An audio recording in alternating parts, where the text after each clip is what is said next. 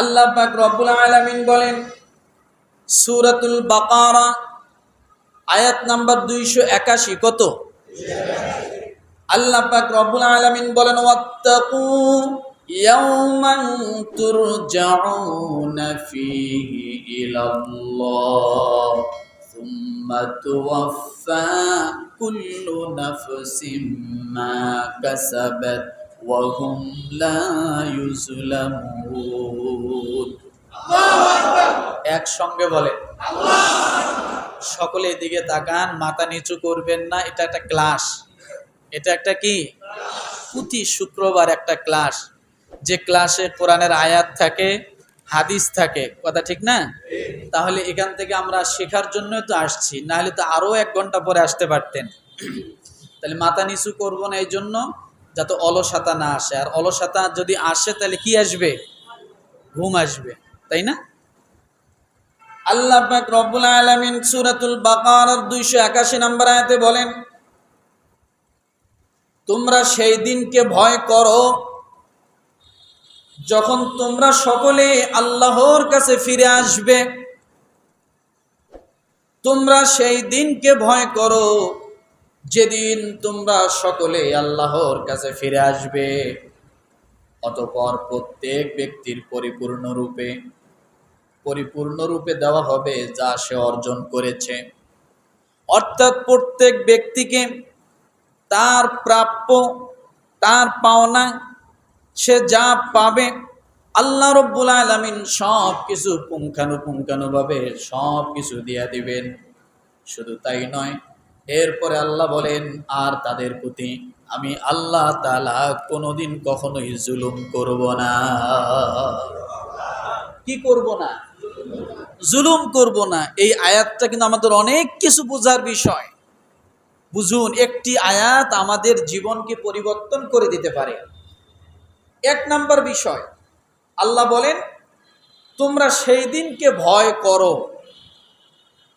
এখানে কিন্তু আল্লাহ বলেননি তোমরা আমাকে ভয় করো। কোন দিনকে ভয় করতে বলেছেন?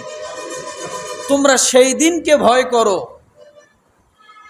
যেদিন তোমরা আমি আল্লাহর কাছে ফিরে আসবে।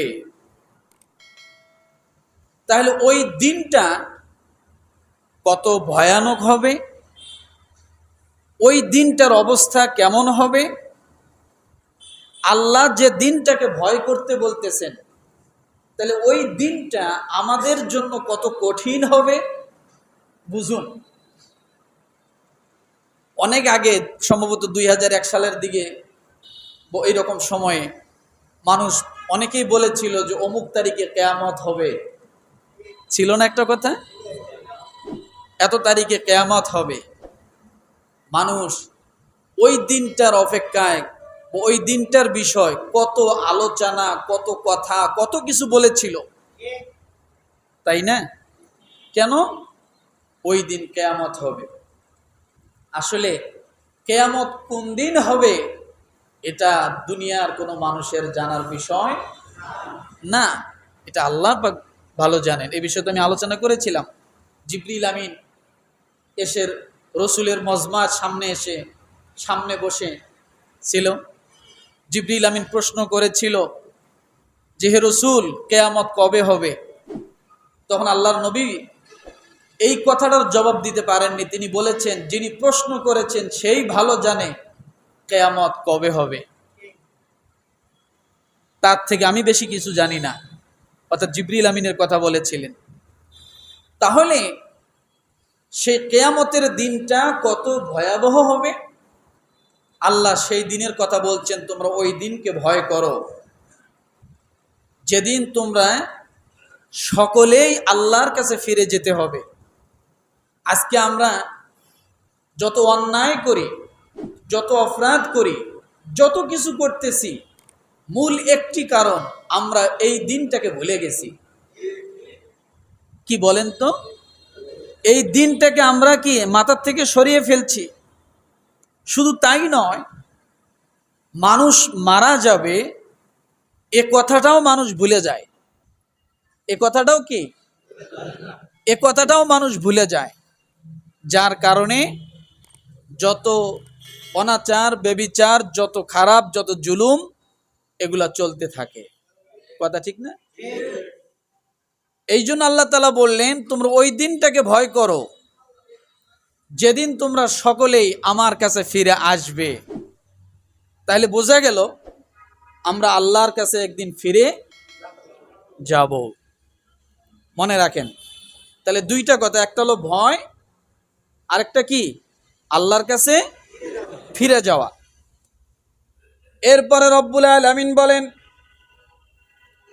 অতঃপর সুম্মা তুওয়াফা কুল্লু নাফসিম মা কাসাবাত ওয়া হুম লা ইউজলামুন। আল্লাহ বলেন অতঃপর প্রত্যেক ব্যক্তিকে পরিপূর্ণরূপে দেওয়া হবে যা সে অর্জন করেছে। সব কিছু প্রত্যেক ব্যক্তিকে পরিপূর্ণভাবে দেওয়া হবে। যা সে অর্জন করেছে, এই অর্জনটা কি? কথা ঠিক না? আপনি যাই অর্জন করেন তা আপনাকে সেদিন পরিপূর্ণভাবে ফেরত দেওয়া হবে। আপনি যদি গুনাহ করেন তাহলে গুনার জন্য যে ব্যবস্থাগুলো আছে সেগুলো আল্লাহ ফিরিয়ে দিবেন। আপনি যদি নেক আমল করেন, নেক আমলের জন্য আপনার জন্য যে ব্যবস্থা আছে আল্লাহ সেগুলো আপনাকে দিবেন। আপনি দুনিয়াতে যা করেছেন আল্লাহ এর প্রাপ্য কিয়ামতের ময়দানে কি পরিপূর্ণভাবে দিবেন। এক কিঞ্চিত পরিমাণ এদিক সেদিক হবে না।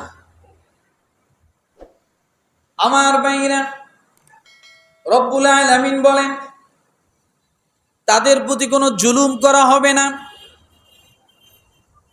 লা ইউকাল্লিফুল্লাহু নাফসান ইল্লা বুসআহা লাহা মা কাসাবাত ওয়া আলাইহা মাকতাসাবাত।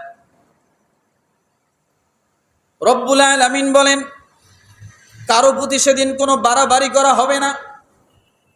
আল্লাহ তাআলা কাউকে জুলুম করেন না, সাধ্যের বাইরে কাউকে দেন না। শুধু তাই নয়, রব্বুল আলামিন আরেক জায়গায় বলেন ওয়াত্তাকু ইয়াওমান লা তাজজি নাফসুন আন নাফসিন শাইআন ওয়া লা ইউকবালু মিনহা শাফাআতুন ওয়া লা ইউকবালু মিনহা আদলুন ওয়া লা হুম ইউনসারুন।